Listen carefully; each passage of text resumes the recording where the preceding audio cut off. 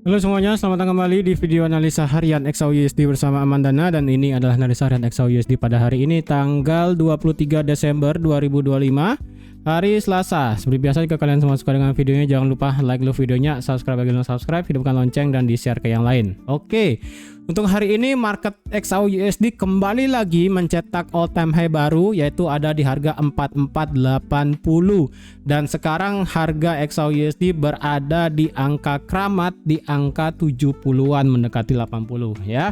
Di sini nggak tahu deh sekarang apakah tiba-tiba akan terjadi aksi profit taking atau akan terjadi yang namanya koreksi. Ya, karena sekali lagi kita ini sudah di teritori 4400. Dari 4400 kita tidak mendapatkan yang namanya koreksi yang berarti. Yang ada marketnya itu ketika rally, dia sideways sedikit, dia rally lagi, sideways lagi, rally lagi, sideways lagi. Tidak ada yang namanya koreksi ataupun ada yang namanya profit taking. Jadi sekarang adalah waktunya kita itu tidak agresif untuk nge-buy gold ya, karena ada kemungkinan kita di sini akan melihat yang namanya koreksi ataupun profit taking. Walaupun kemarin saya lebih prefer marketnya itu bergerak normal ya, yang dimana dia nabrak bullish pennant 4430 kemudian koreksi atau enggak kena 4415 dari atau enggak 13 koreksi lumayan baru kita ambil buy. Ternyata marketnya di sini kalau dilihat semuanya sudah terbang jauh sekali. Ya, sekarang bakal naik lagi sampai ke 83 mendekati harga 4500. Nah, ini kalau dibilang Desember sekarang ini merupakan bahasanya biasanya ya, Desember itu kan terkenal dengan ciri khasnya adalah Santa Rally.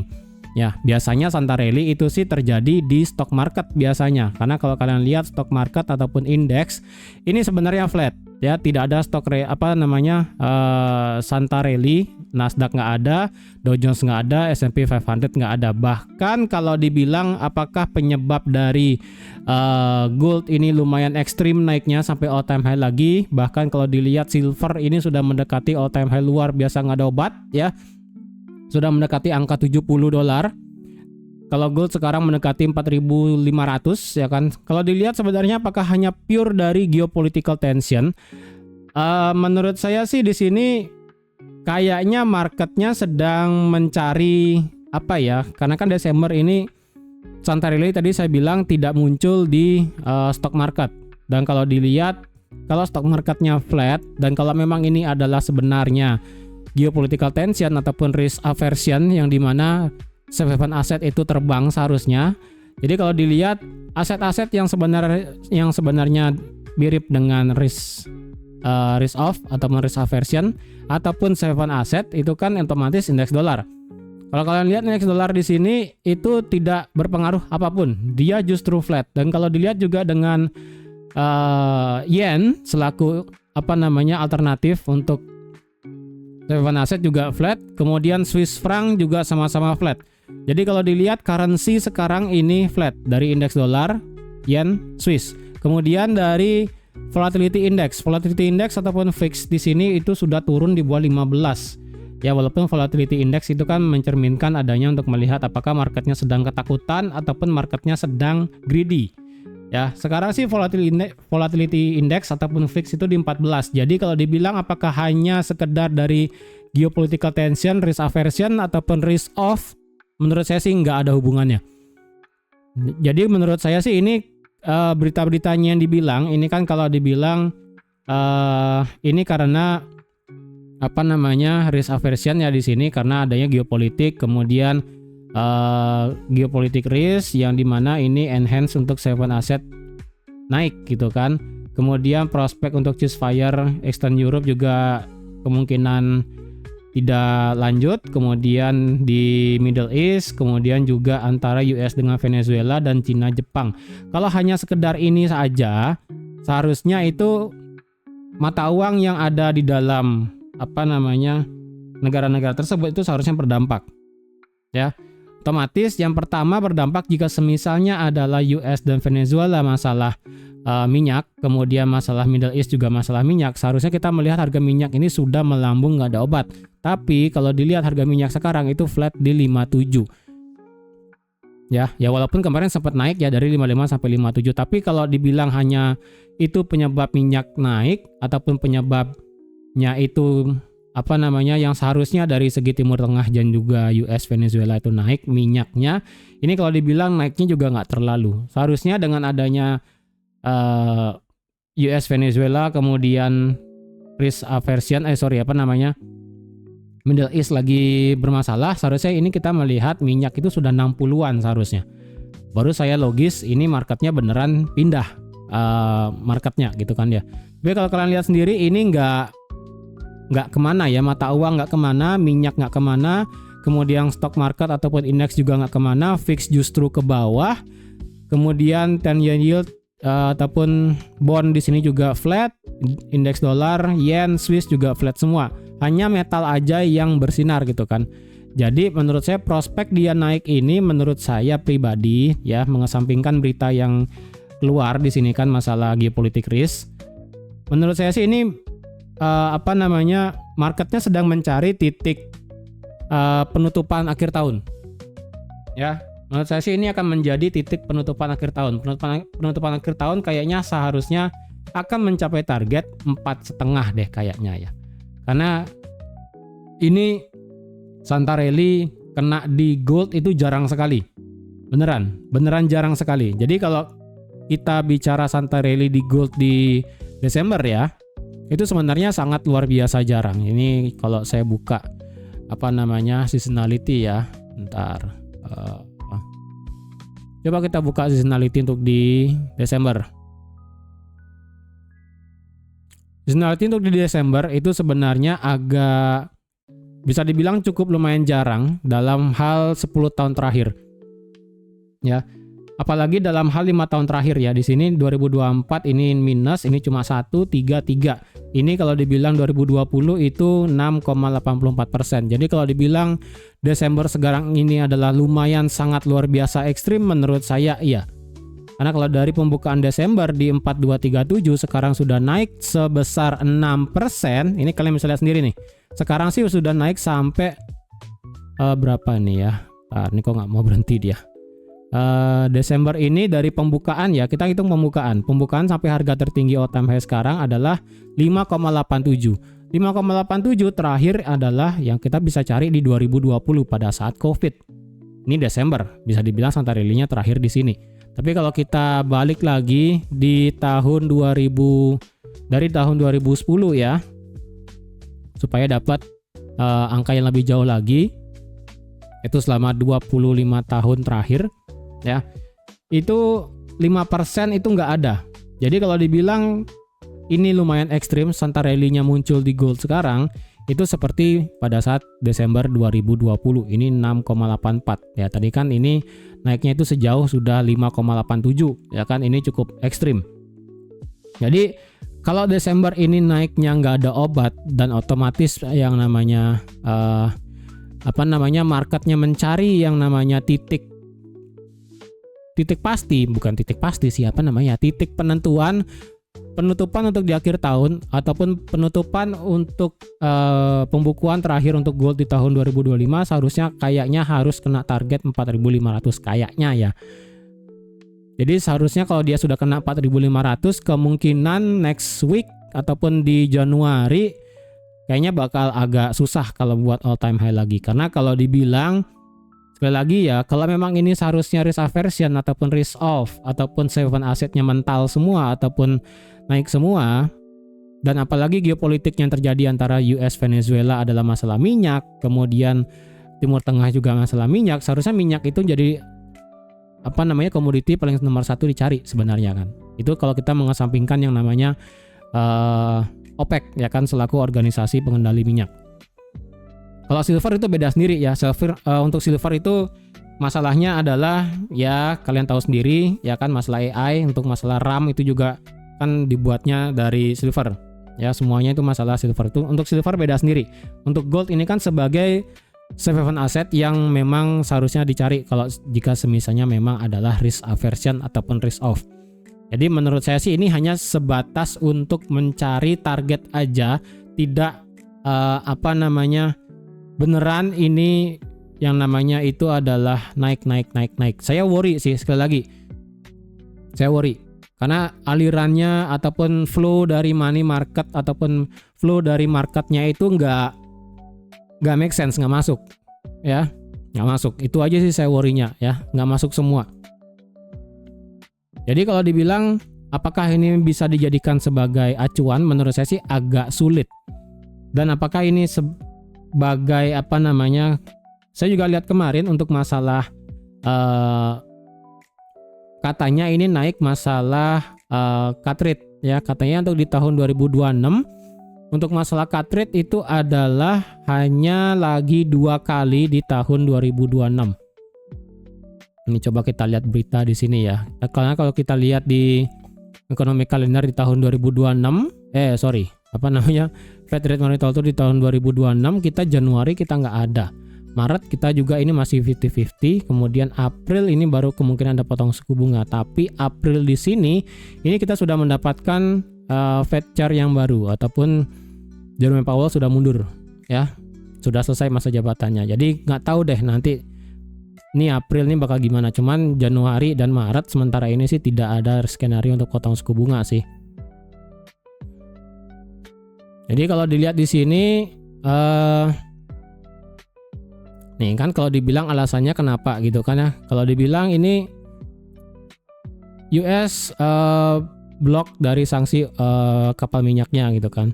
Seharusnya kalau dibilang di sini memang seharusnya adalah minyak, ya tadi saya udah bilang di awal, minyak itu seharusnya yang naik paling pertama. Masalah US dan Venezuela gitu kan ya. Kemudian masalah ini juga Rusia energy sector gitu kan, talk yang dibilang ini fail, ya dibilangnya uncertainty gitu kan ya. Cuma kalau dibilang seharusnya kalau dibilang uncertainty ataupun ketidakpastian, aset selain emas itu seharusnya pasti dicari. Cuman kok nggak masuk gitu aja sih. Karena kan untuk marketnya bergerak normal ya, sekali lagi ya. Market itu bergerak normal jika kita melihat yang namanya market itu pindah. Dalam artian jika marketnya memang itu terjadi risk off ataupun risk on, pasti itu ada gejalanya. Perpindahan aset ataupun perpindahan pergerakan harga itu pasti bakal kelihatan. Jadi kalau dibilang gold hanya dipandang sebagai safe asset, iya, cuman kalau dari sektor yang lain kok enggak. Jadi saya agak worry aja sih ya. Karena kalau flow-nya sekali lagi kalau memang ini safe asset yang naik dan masalah yang tadi US Venezuela seharusnya tadi memang safe asset naik, metal, kemudian minyak seharusnya naik, fixnya seharusnya naik, market mengalami yang namanya ketakutan, kemudian indeks dolar seharusnya bisa bergerak naik ataupun naik dan flat. Tapi kalian bisa lihat sendiri indeks dolar justru bergerak turun, yen justru juga bergerak turun, jadi tidak logis. Jadi kalau sudah nggak logis kayak begini, jujur agak berat saya bilangnya, ya. Berbeda dengan pada saat di Oktober kemarin. Kalau Oktober kemarin itu kita banyak banget skenarionya, ya, banyak combo mautnya. Makanya pada saat Oktober kemarin dari September lah bisa juga saya bilang, itu kita buy terus, ya kan, buy terus.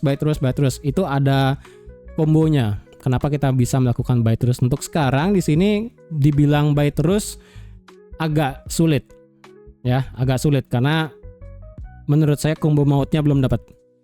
Walaupun kenyataannya marketnya sekarang bergerak naik dan naik sih.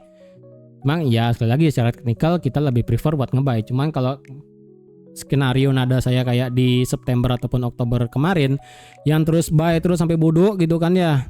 Ya tetap untuk sekarang sih menurut saya pribadi ini belum dapat, ya, belum dapat. Oke, untuk sekarang bagaimana? Ingat ya, kemarin sudah saya katakan, jangan FOMO market untuk XAUUSD bergerak all time high. Walaupun kita melihat marketnya memang naik, tapi problemnya adalah sekarang minggu Natal ataupun likuiditas bakal sedikit ataupun mengering. Ya, dan sekali lagi saya bilang, saya pribadi tidak ada trade lagi sampai akhir tahun. Januari 2026 baru saya akan start lagi. Ingat ya, basic dari manusia itu adalah serakah, ya, sifat negatif banget simple dari manusia adalah serakah. Jadi bukannya kita kehilangan momentum, tapi alangkah baiknya kita harus tahu kapan kita berhenti, ya. Kita wajib tahu di mana kita berhenti, karena dengan kita tahu di mana kita berhenti, kita bisa yang namanya mengontrol emosi. Walaupun kita di dalam diri kita ini bilangnya adalah, oh benar kok kita nge-buy gitu kan di atas 4.400 kita masih bisa nge-buy. Ya masalahnya kejadian. Ya masalahnya ini marketnya sudah kejadian. Tiba-tiba kalau semisal itu tidak sesuai dengan ekspektasi, bagaimana? Dia kena 4.400 kemudian ada berita, kemudian apapun itu dia drop lagi ke 4.200, gimana? Bisa. Jadi karena kita tidak bisa memprediksi benar 100%, kita sebagai manusia hanya bisa mengontrol diri kita sendiri, mengontrol emosi, mengontrol diri kita sendiri, jangan sampai yang namanya serakah, tamak, greedy, apapun itu. Ya. Apalagi sudah menjelang akhir tahun di sini ya, supaya perjalanan kalian di tahun 2025 ini selama setahun tidak tidak sia-sia. Ataupun semisalnya pada saat Oktober kemarin ya, pada saat ini marketnya rally nggak ada obat, yang dimana saya sudah wanti-wanti ataupun sudah saya kasih sinyal luar biasa, yang dimana ketika kena 4.400 sebaiknya kalian keluar. Ya, dan benar aja memang kelihatannya harga masih bisa naik sampai 4.300-an, tapi beberapa hari kemudian dia langsung drop sampai 3.800. Apa kalian nggak nangis di sini ya? Jadi semisalnya kalian ada yang mengalami dilema di sini ya, mengalami kena psikisnya kena sedikit ya kan, ketika ini masih naik kemudian dropnya parah. Jadi jangan sampai kejadian sekarang itu terulang lagi. Ya, jadi jadikanlah pelajaran Oktober kemarin kemudian terjadi drop ekstrim ini sebagai pengalaman ya, yang dimana kita tidak bisa memprediksi benar 100%. Langkah baiknya kita tetap yang namanya mengontrol diri kita sendiri. Entah itu mengontrol emosi, mengontrol lot gitu kan, ya apapun itu, at least ketika kita sudah bisa mengontrol diri kita sendiri dan tahu kapan kita harus stop untuk melakukan sesuatu ya, itu kita berarti ibaratnya kita sudah menang terhadap diri kita sendiri ya, karena musuh yang terberat bagi kita adalah diri kita sendiri ya. Mau omongan apapun yang penting adalah diri kita sendiri dulu. Oke, itu sedikit ya, selama 15 menit lumayan nih. Oke, untuk sekarang bagaimana? Untuk hari ini kita akan mendapatkan data preliminary GDP, yang dimana di sini GDP-nya kemungkinan akan turun sedikit. Kemudian ada core durable goods dan durable goods order, yang dimana di sini semuanya akan negatif. Jadi kalau kita mendapatkan data GDP di bulan terakhir ya, di GDP kalau nggak salah sih ini seharusnya kuartal keempat sih. Bentar ya. GDP Q3. Oh, ini Q3 ya. Di Q3 kemungkinan growth rate-nya akan turun karena masalah ya, karena Oktober ya. Oktober itu kan masih masuk Q3 di tahun 2025. Jadi kayaknya karena adanya shutdown kemarin di Oktober. Oktober ya? Oktober apa November ya? Oktober sih kayaknya ya, aduh saya lupa nih. Ya Oktober kayaknya itu kan. Seharusnya ini Q3 akan sedikit melambat dari segi GDP growth rate-nya. Jadi seharusnya kita mendapatkan GDP growth rate yang agak rendah. Nah, ini akan wajar sih ya. Ini bakal wajar semua. Kemudian durable goods order di Oktober juga akan otomatis bakal rendah. Karena sekali lagi data ini adalah data Q3 dan Oktober, yaitu data pada saat US government shutdown. Jadi ya ini bisa dipastikan ya, berapa 90% ini hasilnya bakalan jelek sih. Karena ini adalah kuartal ketiga yang dimana Oktober adalah government shutdown. Jadi nggak akan heran sih. Ya. Oke. Jadi kalau kita mendapatkan data yang negatif ataupun data yang merah nanti, jangan kira itu bisa membawa dampak positif growth langsung terbang tinggi sekali. Menurut saya sih enggak sih. Ya, karena menurut saya ini marketnya sudah luar biasa ekstrim terbang naiknya. Jadi kita sekarang lebih baik sabar dulu ya. Atau enggak kalian mau kayak saya 2026 baru balik lagi untuk trade ya silahkan. Tapi kalau kalian ingin trading tetap sampai akhir tahun ya dipersilahkan ya. Ingat ya, mendekati libur Natal, besok sudah tanggal 24. Seharusnya besok itu marketnya sudah ada yang libur. Ya kalau nggak salah sih besok tanggal 24 itu untuk market komoditi emas kayaknya bakal tutup lebih cepat ya. Bakal tutup lebih cepat kayaknya. Kemudian tanggal 25 Natal otomatis libur semua. Tanggal 26 Jumat ini kayaknya masih libur. Ya, jadi kalau nggak salah 24 marketnya bakal tutup lebih cepat. Kemudian 25 libur, kemudian tanggal 26 bakal libur juga. Oke? Jadi harap hati-hati nih. Kalau kalian ingin trading masih, jangan kaget kalau misalnya kok tiba-tiba malam udah nggak gerak gitu kan ya, karena besok sudah bisa dibilang adalah malam Natal. Oke. Hari ini bagaimana? Ya, hari ini otomatis marketnya sudah melakukan break of structure di sini semuanya ya. Ini marketnya sudah melakukan boss semuanya di sini ya, otomatis marketnya sudah terbang jauh sekali di atas. Jadi di sini untuk area-areanya bisa saya delete ya. Karena untuk dibilang sekarang ini marketnya sudah boss dari all time high di 4381 ya. Dan sekarang kalau dilihat secara Fibonacci berarti ya udah, ini selanjutnya adalah kena di 4515 dengan menggunakan swing yang all time high kemarin di Oktober tanggal 20 sampai di 28 Oktober kemarin ya.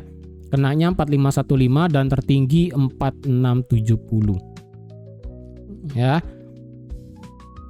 Kalau dibilang sekarang apakah masih bisa worth it buat nge-buy, agak berbahaya. Kalau nge-sell apalagi nggak ada konfirmasi, jangan nekat sell deh. Daily otomatis ini sudah zona overbought semua ya. Sabar aja, kita tinggal tunggu. Apalagi kalau dibilang hari ini kita tidak ada candle candle nggak punya ekor, kalau nggak salah gap sih hari ini ya. Hari ini kita dapat gap sih kalau nggak salah ya. Hari ini dari segi daily kita tetap ada boss di sini di 4381 ya. Akhirnya kita sudah mendapatkan boss. Jadi dari segi daily ini marketnya sudah ngebuat yang namanya inducement dengan pola seperti ini ya. High, low, high, inducement, dan hiatus terbang jauh sekali. Jadi sekarang prospek gold secara time frame paling besar adalah selama gold tidak di bawah 3886, kalian boleh bilang ini adalah bullish. Tapi ingat, bullishnya adalah jangka time frame besar sekali ya. Mau itu weekly ataupun daily dalam sudut pandang yang besar, ini adalah time frame-nya. Dan di sini adalah inducement-nya otomatis ya, karena marketnya sudah melakukan boss break of structure. Tapi kalau time frame-nya besar weekly sih ya itu beda cerita ya. Ini dari segi weekly-nya berarti otomatis dia ngebuat high, low, dan sudah break of structure juga ya. Oke, dari segi daily ingat, yang penting selama ini nggak di break ya. Ingat, ini gambaran sudah gede ya, karena marketnya sudah break all time high sebelumnya di 4381. Jadi kalau kalian berpandangan masih nge-buy jika marketnya turun lagi sampai 4200 sampai 4100, kalian masih pikir buy juga nggak masalah. Karena di sini kita sudah mendapatkan low. Ya. Karena dari low di sini marketnya itu sudah ngebuat naik dan ini adalah titik kuncinya. Selama harga masih di atas 3886, kalian mau bilang buy, sudut pandang buy, saya masih oke, nggak masalah. Ya. Kalau kalian sell ya mungkin sudut pandangnya agak beda. Oke, jadi yang penting ini secara daily-nya, secara gede-nya seperti ini ya. Jadi kalau kalian buy ya nggak masalah ya, monggo silakan. Yang penting kalian sadari diri aja. Oke. Dan sekarang sih saya cuma mengharapkan dari segi daily ya, even itu antara dia retest 43 ini bosnya di retest ya, atau enggak 4375, atau enggak ya udah retest angka 4400 kemudian baru kita bisa nge-buy ya, ini masih oke lah ya kan, kalau kita bisa ambil buy nanti. Kalau dari sudut pandang daily sih saya mengharapkan marketnya turun dulu 4400, 4374 balik, ini enak nge-buy nanti ya.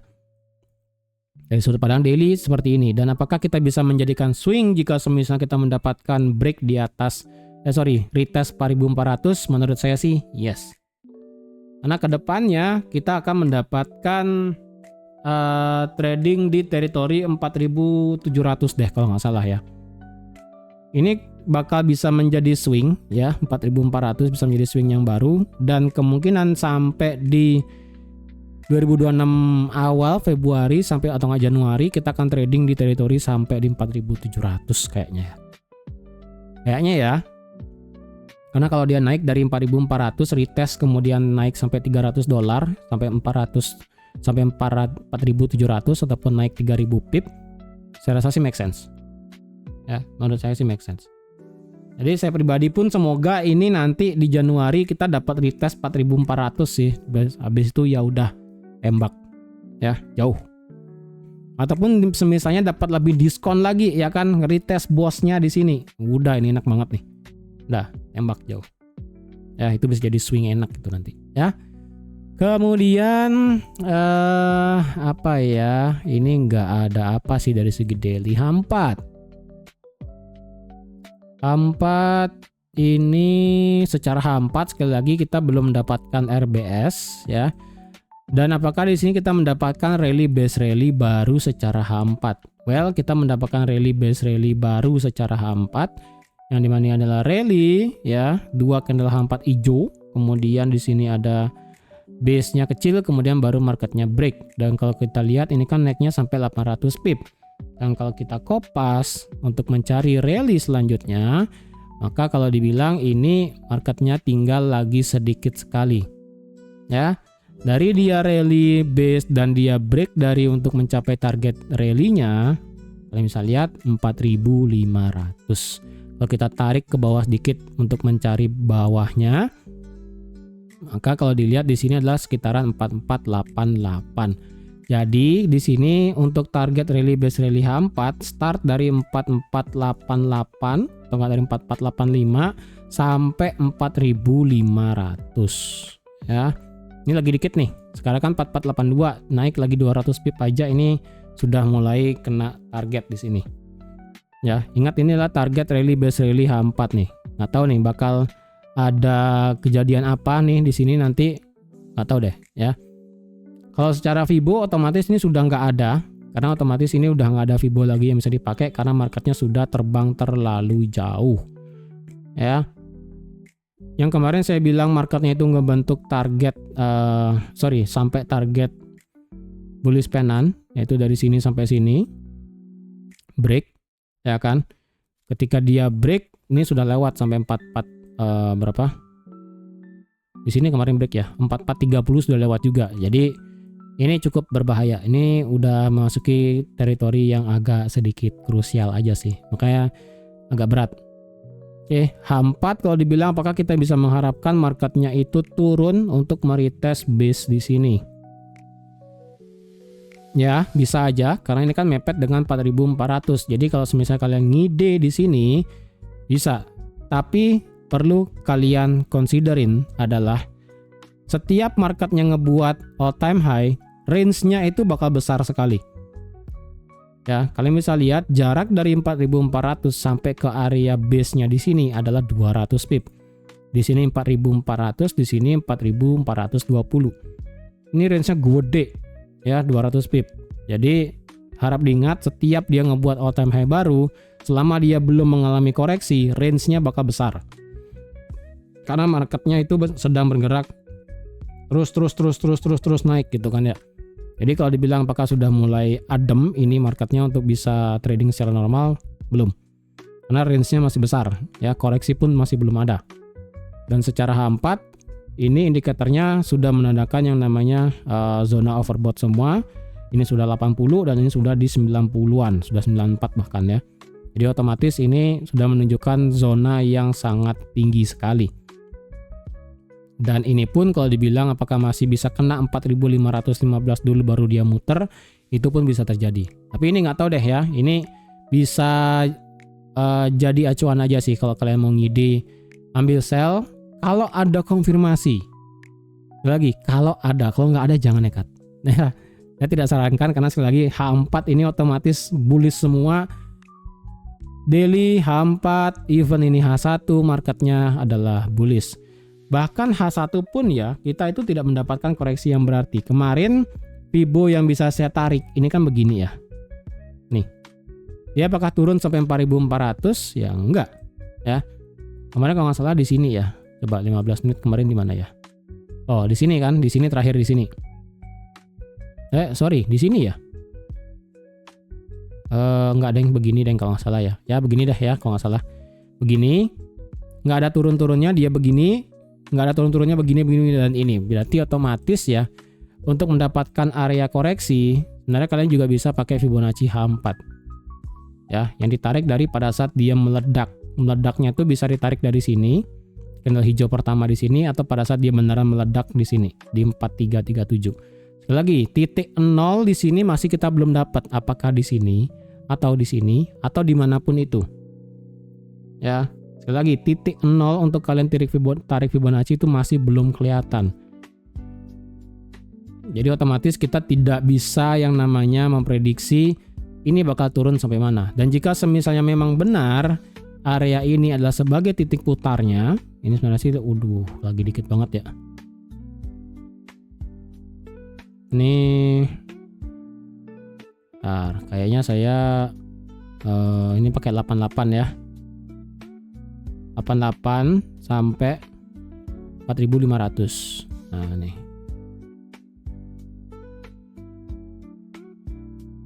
Nah, ini ya. Jadi ini adalah areanya. Jadi nggak tahu deh apakah ini beneran nanti di respect atau enggak, dan jika memang ini benar nanti dia berhenti di sini ya. Dan area base-nya adalah di sini 50%, atau dia akan naik dikit kena pas 4.500 dan 1,8-nya adalah 4.400. Ya. Jadi ini nggak tahu deh apakah beneran sampai sini atau enggak. Well, kita akan lihat. Secara H4 di sini apakah kita mendapatkan fair value gap? Di sini nggak ada fair value gap H4.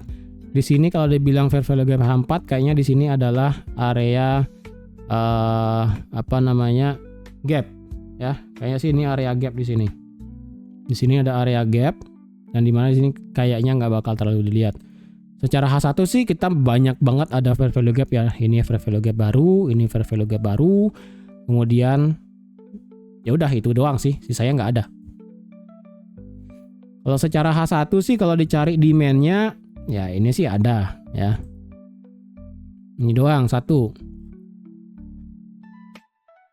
Kalau dicari resisten sebelumnya, kalau cari angka yang bagus banget ya. Ntar untuk masalah H4 resisten di mana dikit ya. H4 resisten kita pakai ini deh, coba tes ya. Ini H4, kemudian ini nggak ada. H1 44 agak ke bawah dikit.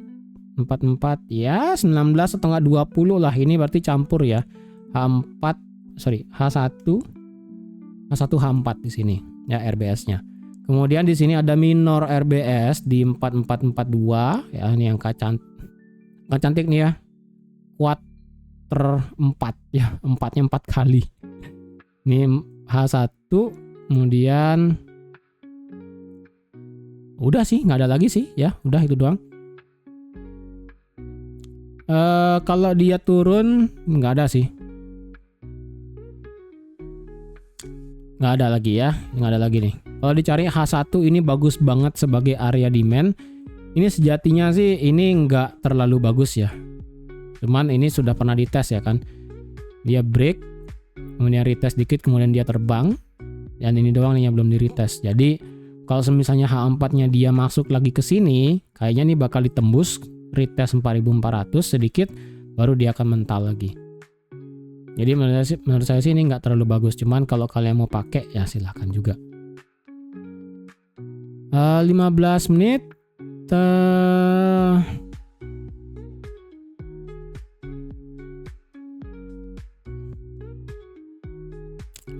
menit sih di sini banyak ada liquidity ya. Ini liquidity panjang nih seharusnya nih. Red nih ya. Ini liquidity panjang. Kemudian di sini juga ada liquidity lagi. Oh, ini banyak nih liquidity-nya nih. Jadi kalau misalnya nanti ada profit taking ya kan, dan dia nembusin semua demand, berarti kemungkinan dia bakal ngincar liquidity di sini 4.400, dan retest boss itu bisa juga dari segi daily di 4381 ya. Karena ini panjang banget nih. Dari sini dari 78 sampai 90, kemudian dari 96 sampai 4.400. Itu tinggi banget sih. Gede sekali ya. Untuk 15 menit bagaimana? Ya 15 menit sih demand ada di sini nih. Ya, ini juga adalah RBS dari segi H1 ya kan ya. Ini tinggal retest doang sih kalau marketnya pengen ya kan. Cuma hati-hati sekali lagi, ini marketnya belum ada koreksi loh ya. Belum ada koreksi. Even ini H1 kita melihat ada demand atau enggak rally base rally dan sebagainya. Kalau marketnya tiba-tiba bubar ke bawah ya kan, Ya udah, kalian tinggal tarik Fibo aja deh ya. Fibo-nya dari sini, dari pada saat dia meledak hari Senin kemarin, dah tarik tuh Fibo-nya dimanapun titik nol. Nanti jika nanti marketnya turun ya kan, kelihatan dari segi H1 marketnya ngedump, dah tarik Fibo-nya dimanapun nanti titik nolnya. Dan kalau semisalnya sekali lagi profit taking yang normal, jika kita mengulang kejadian Oktober kemarin ya, setiap aksi profit taking itu adalah minimal sekali gerak adalah, kita flashback sedikit ya sebelum saya tutup ya. Sekali profit taking itu biasanya, mana dia historinya, buset hilang ya. Ini kan 3 bentar. Mana sih? Ini bentar, ini 3.700 ya. 3.700 turun, kemudian 3.800 turun. Ini turunnya sejauh 700. Oh, ini enggak sih ya. Ini koreksi itu. Kayaknya 4.000 deh kayaknya ya. Bentar, kayaknya ini deh. Ini 4.100 sampai ini 900 pip. Bentar, kok saya lupa ya kemarin yang koreksi setiap $100 koreksi, setiap $100 koreksi itu ya. Wah, saya lupa nih yang mana historinya nih. Kalau nggak salah sih itu ya, dan juga ini. Ya, berarti kalau dilihat sih seharusnya sekali profit taking itu adalah ya 700-800 pip lah. Ya. Kalau kita bicarakan 700-800 pip ke bawah secara time frame H1, berarti sekarang aja 85 ya kan. Kalau dia turunnya adalah 700 pip, 800 ataupun even itu adalah 1000 pip ya. Ya, ini turun 800 pip dari harga sekarang 84 adalah 4.400. Kalau hanya 700 pip ya dia bakal masuk area demand di sini. Ya, dia kena 4420 juga nih, 600 pip juga. Kalau dia ngincar 1000 pip berarti ya udah dia bakal ngebabat liquidity sampai bawah. Ini kita masih pakai hitungan di 83 loh ya. Sampai 4383. Kalau dia naiknya adalah sampai 4500 dulu baru dia turun, ya udah nanti kalian hitung aja lah. Atau mungkin dia naik sampai 4515 dulu baru dia akan turun, baru dia akan hitung 1000 pip atau enggak 800 pip. Ya, kalian hitung sendiri nanti di mana. Ini sekarang saya cuma mengharapkan adanya aksi profit taking dulu setiap $100 ataupun setiap 1000 pip, koreksi baru nanti bisa buy. Jika misalnya kalian ingin trading ya. Cuma saya pribadi tetap Januari baru saya akan balik lagi. Oke? Kalau ingin buy di atas 4.500 bagaimana? Untuk sekarang sih buy di atas 4.500 tetap saya hati-hati ya. Karena sekali lagi marketnya ini nggak ada koreksi soalnya ya. Nah kalau kalian flashback lagi pada saat Oktober kemarin ya, nih Oktober kemarin pada saat dia break 3,5 dah ya, ingat saya kan break 3,5 nih, break 3,5 ya kan, lari naik terus sampai 80, kemudian drop sampai 3510, baru dia break 3.600 ya nih, break 3.600 lari terus sampai sini 3674 drop ke bawah. Kemudian baru dia lari lagi di atas 3.700 di sini ya. 3.700 naik, kemudian koreksi. Ini bukan profit taking, ini dia koreksi ke bawah. Baru 3.800 naik ya kan, koreksi. Profit taking. Ya, jadi setiap $100 kalau bisa hati-hati aja terjadi aksi profit taking. Oke? Jadi sekian dulu untuk hari ini. Terima kasih sudah nonton video sampai habis. Terima kasih juga sudah like, share, dan subscribe seperti biasa. Dan sekali lagi, untuk target terjauh yang bisa dihitung adalah 4570. Di atas 4515 adalah 4570 dan 4550 sebagai angka gini ya. Ini hanya sebatas angka angka bilangan bulat aja. 25, setiap kelipatan 25 ya. 25 dan 50. Ini udah angka yang nggak bisa ditawar lagi sih. Oke. Ini cuma hanya sebatas angka-angka aja. Jadi sekian dulu untuk hari ini. Jika semisalnya marketnya bisa all time high lagi di atas 4.500, saya akan buat video lagi. Jadi kalau semisalnya marketnya masih mengalami koreksi dan tidak bisa break di atas 4.500, ya udah, ini bisa kalian pakai sebagai guidance ya untuk target-targetnya. Ataupun jika semisalnya break di atas 4570 atau enggak, nanti semisalnya marketnya terjadi profit taking dan ada swing baru saya akan update lagi. Jadi thank you semuanya dan sampai jumpa lagi di analisa harian XAUSD selanjutnya. Bye bye.